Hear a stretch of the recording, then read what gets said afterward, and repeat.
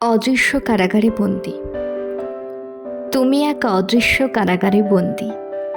শত চেষ্টা করেও আমি পারিনি সেই কারাগারের তালা ভেঙে চুরমার করতে। সে কারাগারের শিকল ভাঙতে গিয়ে ক্ষত বিক্ষত হয়েছি আমি।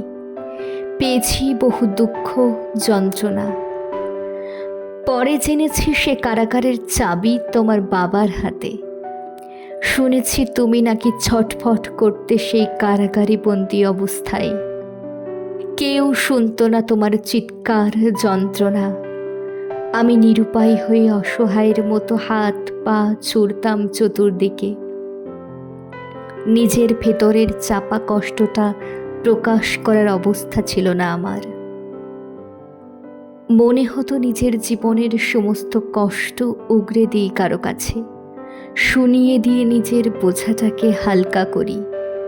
কিন্তু কোথায় সে মানুষ? হাজারো মানুষের ভিড়ে আমি তাকে খুঁজে পাইনি।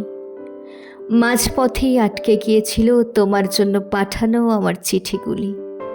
কে যেন বাতাসে ওরা চিঠিগুলো পেরে টুকরো টুকরো করে ছিঁড়ে লেলিহান শিখায় পুড়িয়ে ফেলেছিল আমাদের ভালোবাসাকে। তুমি ভাবতে হয়তো ভুলে গেছি আমি তোমাকে, কিন্তু সত্যি বলতে কি আমি কখনোই তোমাকে ভুলতে পারিনি। এই সমাজ ব্যবস্থা আমাদের দুজনের ভিতর এক বিরাট বড় প্রাচীরের ন্যায় বাধা হয়ে দাঁড়িয়েছিল। আমার হাত পা গুলো অদৃশ্য এক লোহার শিকল দিয়ে বেঁধে রেখেছিল তারা। নিজেই নিজের দেহে বারংবার আঘাত করেও কোনো লাভ হয়নি। তবু আমার বিশ্বাস আমরা আবার মিলিত হব একদিন। আবার আপন করে সেই অদৃশ্য বন্দি দশার ভেদাভেদ ভেঙে গুড়িয়ে তোমার হাত দুখানা টেনে নেব নিজের বুকে।